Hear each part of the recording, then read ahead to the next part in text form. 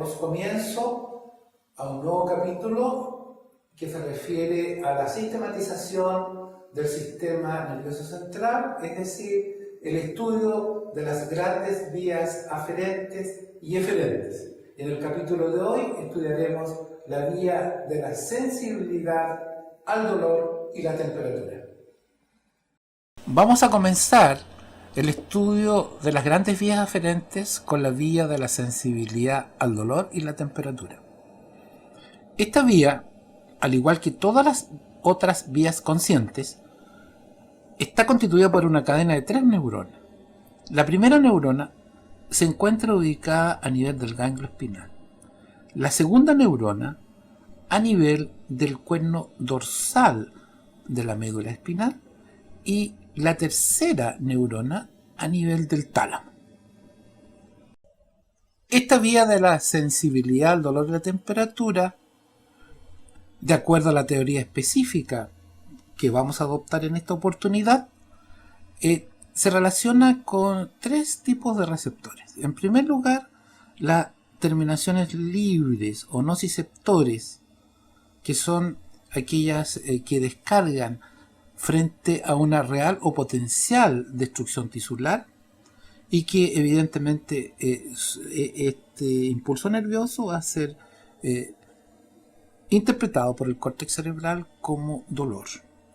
Después tenemos los corpúsculos de Ruffini, terminaciones libres encapsuladas, que se relacionan con la temperatura, específicamente con los receptores del calor. Y el bulbo de Krause también representa un receptor relacionado con la sensibilidad al frío. Estos nociceptores están unidos con las terminaciones periféricas de las neuronas pseudomonopolares, que representan la primera neurona y que está ubicada en el ganglio espinal. La prolongación central de estas neuronas en T o pseudomonopolares penetran por la raíz dorsal de los nervios espinales, formando parte de los filamentos de esta raíz, que penetran entonces a la médula por el surco dorsolateral, y allí entonces se bifurcan en ramos ascendentes y descendentes, que descienden varios segmentos medulares antes de hacer sinapsis con la segunda neurona, dando origen entonces a este tracto que se ubica entre la cabeza del cuerno dorsal y la superficie medular, que se llama tracto dorsolateral y que antiguamente era conocido con el nombre de tracto de Lissauer. Enseguida entonces se realiza la sinapsis con la segunda neurona. Es interesante estudiar cómo se disponen las fibras en las raíces dorsales de los nervios espinales. Aquí estoy marcando una fibra mielinizada de conducción rápida que está haciendo sinapsis, está unida con un receptor encapsulado, por ejemplo, un receptor de presión. Y acá tenemos las fibras amielínicas de tipo C que se disponen en la periferia de las raíces. Entonces esta fibra mielinizada gruesa de conducción rápida se ubica en la parte central de la raíz. Evidentemente que este tema tiene importancia con la cirugía del dolor. Y una vez que esta fibra delgada llega al cuerno dorsal, hace sinapsis con una serie de interneuronas que actúan como un verdadero filtro sensorial. Es importante destacar que antes de la década del 60, esta raíz dorsal se consideraba como una simple estación de relevo de los impulsos que iban hacia los niveles suprasegmentarios. Pero con la teoría de la compuerta de Melzar y Wall, enunciada en el año 1965, se determinó que esta zona del cuerno dorsal era un verdadero filtro sensorial, que permitía entonces que algunos estímulos subieran a los niveles superiores, como otros que fueran inhibidos a nivel precisamente del cuerno dorsal por un estímulo simultáneo de la fibra gruesa que liberaba neuromoduladores de tipo encefalina e endorfina que inhiben la liberación de sustancia P, neurotransmisor del dolor. Esta es la base de la teoría de la compuerta. A través de este dibujo, este esquema que se encuentra en una de mis publicaciones, ustedes pueden observar la compleja citoarquitectura del cuerno dorsal, donde vemos la lámina 1, la lámina 2, la lámina 3, la lámina 4, la lámina 5 y la lámina 6 de Rexel. Y aquí ustedes pueden ver cómo esta fibra gruesa emite una fibra ventral que va precisamente a hacer sinapsis con las interneuronas que van a liberar los neuromoduladores de tipo encefalina y endorfina que inhiben la liberación del neurotransmisor del dolor, la sustancia P. Quiero enfatizar que no solo el estímulo simultáneo que viene a través de una fibra mielinizada gruesa de conducción rápida inhibe la conducción de la fibra delgada del dolor y temperatura, sino que también a través de fascículos descendentes que vienen del sistema nervioso suprasegmentario, como también del tronco encefálico. Suprasegmentario, por ejemplo, el tracto córtico espinal, y del tronco encefálico los fascículos retículo espinal lateral y medial, los cuales a través de la formación reticular que rodea el cuerno dorsal, entonces también actúan de la misma manera que la fibra gruesa, inhibiendo o contribuyendo más bien a disminuir la liberación de sustancia P. Ahora vamos a estudiar cómo el axón de la segunda neurona se dispone en su ascenso hacia la sinapsis con la tercera neurona que se ubica en el tálamo. Tradicionalmente se ha hablado de que estos axones de la segunda neurona que cruzan la línea media en los segmentos medulares a nivel de la comisura gris y algunos por la comisura blanca anterior de la médula, se ubican en el cordón lateral del lado opuesto con el nombre de tracto o fascículo espinotalámico lateral.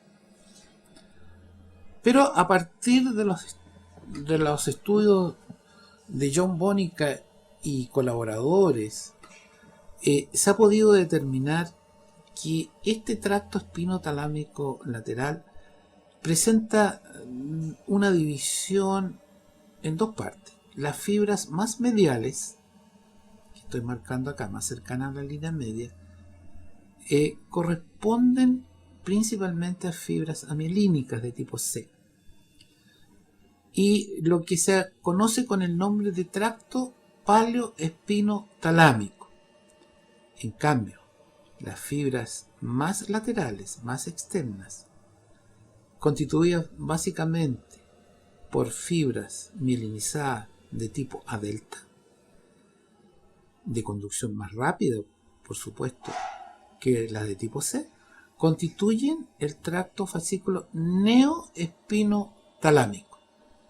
Por lo tanto, a partir de esta clase, nosotros vamos a hablar de estos dos tractos, paleoespinotalámico y neoespinotalámico, para identificar entonces la funcionalidad del fascículo espinotalámico lateral.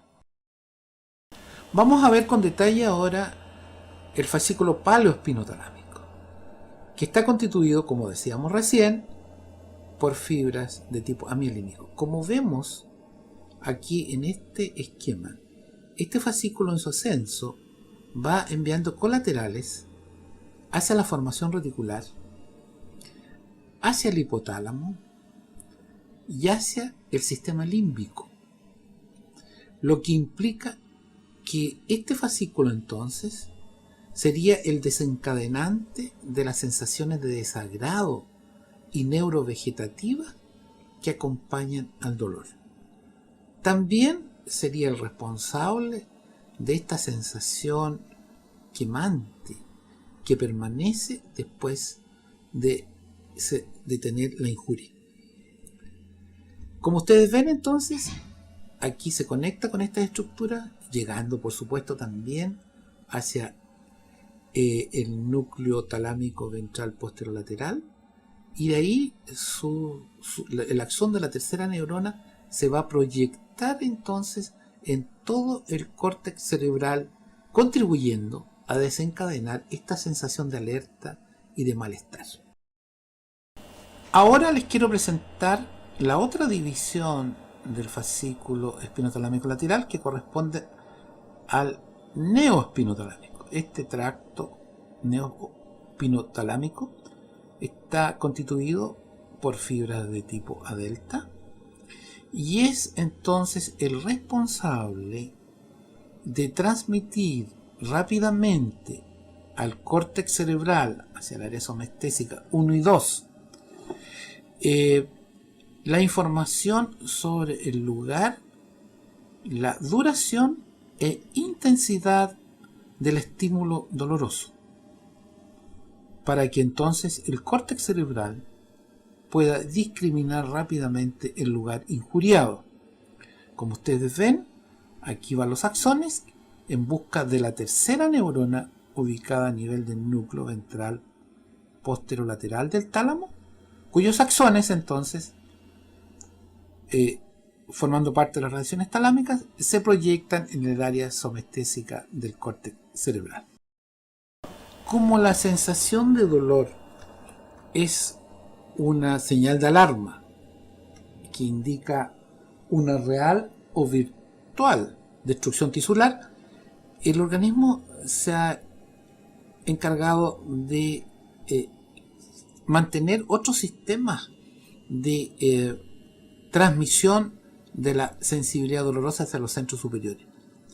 Y esto correspondería entonces a un tracto espino-reticular, es decir, cadenas de neuronas de axón corto que van enlazándose en la sustancia gris medular y en la formación reticular del tronco encefálico, para entonces también llegar a la formación reticular a nivel del tálamo, y de ahí que esta sensibilidad difusa, no epicrítica, llegue a la mayor parte del córtex cerebral. Es decir, también si se bloquean la otra vía, los dos tractos del espinotalámico lateral, también existe esta posibilidad de transmisión del dolor y desconfort frente a este estímulo a los niveles superiores. Como el dolor tiene que ser controlado de alguna manera, el córtex cerebral tiene tractos descendentes también, que de alguna manera van a influir en la transmisión hacia los niveles superiores de esta sensación de desagrado. Y uno de ellos es el tracto córtico-espinal. Curiosamente, vía motora voluntaria, pero que a través de sus fibras, de los axones de las neuronas que pudieran dar la somestésica, puede entonces establecer un control de entrada a nivel del núcleo del tracto espinal del trigémino, a nivel de los núcleos, cierto, grácil y cuneiforme, como también a nivel del cuerno dorsal de la médula. De esta manera entonces es posible que frente a un dolor permanente, un dolor muy desagradable, el organismo pueda liberar neuromoduladores de tipo encefalina y endorfina o morfina endógena, que va a inhibir la liberación de sustancia P o neurotransmisor del dolor. También la formación reticular a través de sus tractos retículos espinales puede cumplir un rol similar a las fibras que vienen en el tracto córtico espinal y córtico nuclear. Una de las zonas del sistema nervioso central donde la literatura describe gran cantidad de neuronas que liberan encefalina y endorfina y otros elementos neurotransmisores o neuromoduladores endógenos para el control del dolor. Vemos acá entonces cómo esta sustancia gris periaqueductal se conecta con los núcleos de la formación reticular. Entonces, enviando neurotransmisores para que se activen estos sistemas de control descendente para conseguir de alguna manera el alivio del dolor, de un dolor cuando se nos produce una injuria. En neuroanatomía es fundamental identificar en diferentes cortes hechos a diferentes niveles, cortes transversales, la ubicación de los tractos ascendente y descendente. En esta ocasión estoy mostrando aquí la ubicación del tracto espinotalámico lateral con sus dos divisiones en un segmento de médula espinal a nivel de C5. Acá, cuando ya llegamos a nivel del bulbo, a nivel de la decusación de las pirámides, observen ustedes cómo se va lateralizando este tracto espinotalámico lateral. Vamos a verlo ahora en un nivel a través del complejo olivar inferior, donde el tracto espinotalámico lateral se ubica en esta zona, y agrego que ya se va fusionando con el tracto espinotalámico anterior que conduce la sensibilidad al tacto protopático, que vamos a ver más adelante, y que ustedes lo ven acá en un corte transversal de puente a nivel de su tercio superior, que ya constituyen una unidad que se llama lemnisco espinal, es decir, la unión del tracto espinotalámico lateral con el espinotalámico anterior, y que se va juntando también con el lemnisco medial, que vamos a ver más adelante.